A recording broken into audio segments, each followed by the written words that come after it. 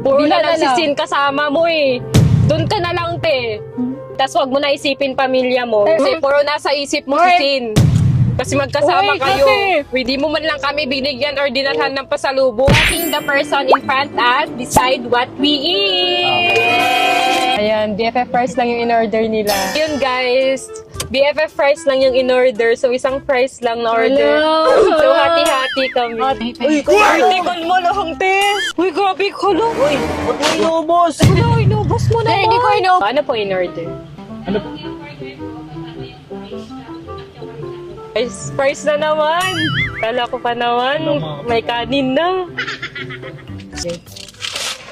Nakarami ka na, kumukuha ka pa rin. Te, hati naman tayo sa burger. Uy, yung te. Sunday, kay sabi na yan. Dapat wala ka na lang dito eh, no? Sa totoo lang, ang saya namin dito nung wala ka. Peaceful, walang iniisip na may magpa-prank. Una ka kakalasin. Okay na doon ka na lang kay Sin. Magsama na lang kayo lagi. Kasi total, kakalimutan mo naman kami kapag kasama mo siya. At gusto mo naman ata eh. Nag-enjoy ka nga din na kasama siya eh, di ba? Doon ka na lang sa kanila tumira. Ito yung pasalubong niya. Sardinas. Hindi man lang naisip yung kambal niya na dalhan ko kaya si Sabi. Gusto pa naman niya pumunta dito. Dapat dalhan ko siya ng pasalubong man lang. Ba't nyo dinadamay si Sin dito? Wala namang ginagawa yun. Sabi nila ma, wala daw akong naisip ma.